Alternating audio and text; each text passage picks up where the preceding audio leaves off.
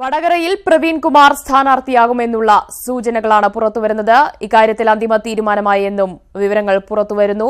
വടകരയുടെ കാര്യത്തിലായിരുന്നു നേരത്തെ അവ്യക്തത തുടർന്നിരുന്നത്. 4 സീറ്റുകളുടെ കാര്യത്തിൽ ഇപ്പോഴും അന്തിമ പ്രഖ്യാപനം വന്നിട്ടില്ല. വടകര, വയനാട്, ആലപ്പുഴ, ആറ്റിങ്ങൽ എന്നീ മണ്ഡലങ്ങളുടെ കാര്യത്തിലാണ് അവ്യക്തത തുടർന്നിരുന്നത്. ഇതിൽ ഏറ്റവും കൂടുതൽ ആശങ്ക ഉയർന്നിരുന്ന മണ്ഡലവും വടകരയായിരുന്നു. മുല്ലപ്പള്ളി രാമചന്ദ്രൻ അടക്കം മത്സര രംഗത്തേക്ക് വരണമെന്നുള്ള ആവശ്യവും വലിയ രീതിയിൽ നേതാക്കൾക്കിടയിൽ ഉയർന്നു വന്നിരുന്നു. ഏറ്റവും ഒടുവിൽ കെ പ്രവീൺകുമാർ വടകരയിൽ നിന്ന് കോൺഗ്രസ് സ്ഥാനാർത്ഥിയായി മത്സര രംഗത്തേക്ക് എത്തുകയാണ്.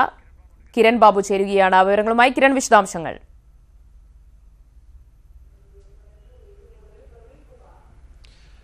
ദിവ്യ, വടകര സീറ്റിൽ ആര് മത്സരിക്കണമെന്നതിനെ ചൊല്ലിയാണ് ഏറ്റവും വലിയ തർക്കം നിലനിന്നിരുന്നത്.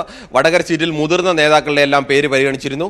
മുല്ലപ്പള്ളി രാമചന്ദ്രൻ തന്നെ മത്സരിക്കണമെന്നുള്ള സമ്മർദ്ദം വിവിധ ഭാഗങ്ങളിൽ നിന്ന് അതിശക്തമായി തന്നെ ഉയരുന്നുണ്ട്. മുല്ലപ്പള്ളി ഒടുവിൽ VM സുധീരനടക്കം പേര് നിർദ്ദേശിച്ചു. എന്നാൽ മുല്ലപ്പള്ളിയോ VM സുധീരനടക്കമുള്ള നേതാക്കൾ മത്സരിക്കാൻ തയ്യാറല്ല. മറ്റു പേരുകളിലേക്ക്, നിരവധി പേരുകളിലേക്ക് പോയി ഒടുവിൽ ഒരു പേരിൽ ഇപ്പോൾ ഉറച്ചിരിക്കുകയാണ്. അത് പ്രവീൺ കുമാറിന്റെ പേരാണ്. KPCC സെക്രട്ടറിയായ പ്രവീൺ കുമാറിന്റെ പേരിലാണ്. ഈ പ്രവീൺ കുമാറിന്റെ പേരാണ് ഹൈക്കമാൻഡ് സമർപ്പിച്ചിരിക്കുന്നത്. ഒരു പേര് മാത്രമാണ് സമർപ്പിച്ചിരിക്കുന്നത്, അത് പ്രവീണിൻ്റെതാണ്. ഹൈക്കമാൻഡിന്റെ ഭാഗത്ത് നിന്ന് ഏതെങ്കിലും ശക്തമായ ഇടപെടലുകൾ വന്നില്ലെങ്കിൽ കേരളത്തിലെ 2 പ്രധാന നേതാക്കളും AI ഗ്രൂപ്പുകളെ സംബന്ധിച്ച് ഏറ്റവും പ്രധാന നേതാക്കളായ ഉമ്മൻചാണ്ടിയും രമേശ് ചെന്നിത്തലയും അടക്കം ഈ പേരിന് അംഗീകാരം നൽകിയിട്ടുണ്ട്. ഹൈക്കമാൻഡ് ഏതെങ്കിലും തരത്തിൽ ശക്തമായ ഇടപെടൽ വന്നില്ലെങ്കിൽ ഉറപ്പായും പ്രവീൺ കുമാറിന്റെ പേരിന് തന്നെ അംഗീകാരം വരും. ഇന്ന് 11 മണിയോടുകൂടി തന്നെ പ്രഖ്യാപനം ഉണ്ടാവും എന്നാണ് പ്രതീക്ഷിക്കപ്പെടുന്നത്.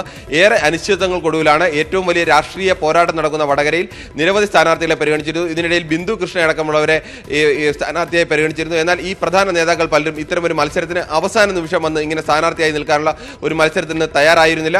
അതുകൊണ്ട് കൂടിയാണ് കോഴിക്കോടുകാരൻ കൂടിയായ പ്രവീണിനെ മത്സരിപ്പിച്ചത്. കഴിഞ്ഞ തവണ നാദാപുരത്ത് മത്സരിച്ച സ്ഥാനാർത്ഥിയാണ്, കോൺഗ്രസിന്റെ സ്ഥാനാർത്ഥിയാണ്. 3000 ചില്ലുവാനും വോട്ടിനാണ് പ്രവീൺ പരാജയപ്പെട്ടത്. യുവ നേതാവെന്ന പരിഗണന കൂടിയുണ്ട്. കോഴിക്കോടുകാരനാണെന്ന പ്രത്യേകത കൂടിയുണ്ട്.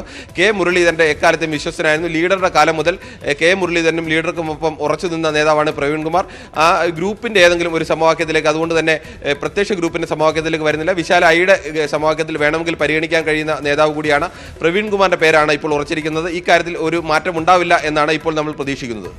തീർച്ചയായും ഹൈക്കമാൻഡ് നൽകിയ പേര് അവസാനമായി എത്തിയിരിക്കുന്നത് പ്രവീൺ കുമാറിലേക്ക് എന്നാണ്. പക്ഷേ ഇക്കാര്യത്തിൽ ഇനി ഒരു അന്തിമ തീരുമാനം രാഹുൽ ഗാന്ധിയുടേതാകും. 4 സീറ്റിലെയും പ്രഖ്യാപനം അദ്ദേഹം നടത്തുമെന്നാണ്.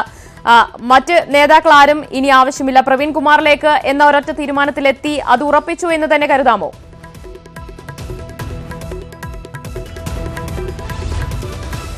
ദിവ്യ, പ്രധാനമായും 4 സീറ്റിലാണ് തർക്കമുണ്ടായിരുന്നത്. അതിൽ 3 സീറ്റിന്റെ വിഷയം ഇന്നലെ തന്നെ തീരുമാനമായിരുന്നു. ആറ്റിങ്ങലിൽ അടൂർ പ്രകാശ്, ആലപ്പുഴയിൽ ഷാനിമോൾ ഉസ്മാൻ, വയനാട് T സിദ്ദിഖ്. ഈ 3 സ്ഥാനാർത്ഥികളോടും പ്രചരണത്തിന് തുടങ്ങാനുള്ള നിർദ്ദേശം ഈ 3 സ്ഥാനാർത്ഥികൾക്ക് നൽകിയിട്ടുണ്ട്. അതിനുശേഷം വടകരയിലെ സ്ഥാനാർത്ഥി സംബന്ധിച്ചായിരുന്നു തർക്കമുണ്ടായിരുന്നത്. വടകരയിൽ ആദ്യം പരിഗണിച്ചത് വിദ്യാബാലകൃഷ്ണന്റെ പേരാണ്. വിദ്യാബാലകൃഷ്ണന്റെ പേരിന് ആ പ്രദേശത്ത് പ്രാദേശികമായി എതിർപ്പ് ഉയർന്നു. വിദ്യാബാലകൃഷ്ണനെ പോലെ P ജയരാജനെ പോലെ ഏറ്റവും കരുത്തനായ ഒരു എതിരാളി മത്സരിക്കുമ്പോൾ CPMന്റെ ഏറ്റവും ശക്തനായ നേതാവാണ്.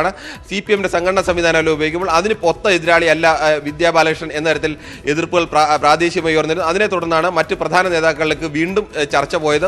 അത് മുല്ലപ്പള്ളി രാമചന്ദ്രനിലേക്കും മുല്ലപ്പള്ളി രാമചന്ദ്രൻ തന്നെ മത്സരിക്കണം എന്ന മട്ടിൽ പ്രധാന നേതാക്കളടക്കം ആവശ്യപ്പെട്ടിരുന്നു. മുകുൾ വാസനിക്ക് അടക്കം വിളിച്ച് മുല്ലപ്പള്ളി രാമചന്ദ്രൻ അവിടെ മത്സരിക്കണമെന്ന് ആവശ്യപ്പെട്ടിരുന്നു. മുല്ലപ്പള്ളി പറഞ്ഞത്, ഞാൻ കഴിഞ്ഞ തവണ തെരഞ്ഞെടുപ്പിൽ വിജയിച്ച് ആ ഉടൻ തന്നെ ഇനി ഒരു തെരഞ്ഞെടുപ്പ് മത്സരത്തിലില്ല എന്ന് വ്യക്തമാക്കിയതാണ്.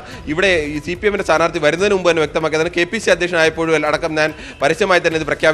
ആ നിലപാടൊന്നും മാറ്റാൻ തയ്യാറല്ല. അങ്ങനെയാണ് വീണ്ടും VM സുധീരന്റെ പേരിലേക്കും ബിന്ദു കൃഷ്ണയുടെ പേരിലേക്കും വന്നത്. VM സുധീരനും 2009 തന്നെ താൻ സ്ഥാനാർത്ഥിത്വത്തിൽ ഈ മത്സരത്തിനില്ല എന്ന് പ്രഖ്യാപിച്ചതാണ്. അന്ന് സോണിയാഗാന്ധി തന്നെ നേരിട്ട് നിർബന്ധിച്ചിട്ട് മത്സരത്തിന് മാറി നിന്നാണ് എന്നാണ് അദ്ദേഹം ചൂണ്ടിക്കാട്ടുന്നത്.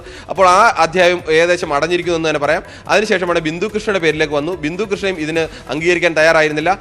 തുടക്കം മുതൽ തന്നെ T സിദ്ദിഖിനെ വടകരയിൽ ലഭിക്കുമെന്ന പ്രതീക്ഷയായിരുന്നു മുല്ലപ്പള്ളി രാമചന്ദ്രൻ. സ്ഥാനാർത്ഥി എന്നത് സംബന്ധിച്ച് കോൺഗ്രസിനുള്ളിൽ ആശയക്കുഴപ്പം അവസാനിച്ചു എന്നുള്ള വാർത്തകൾ. അഡ്വക്കേറ്റ് പ്രവീൺ കുമാർ ജയരാജനെതിരെ കോൺഗ്രസ് സ്ഥാനാർത്ഥിയായി വടകരയിൽ നിന്ന് മത്സര രംഗത്തേക്ക് എത്തുന്നു എന്ന വാർത്തകളാണ് പുറത്തുവരുന്നത്. വിശദാംശങ്ങളാണ് കിരൺ ബാബു തിരുവനന്തപുരത്ത് നിന്നും നൽകിയത്.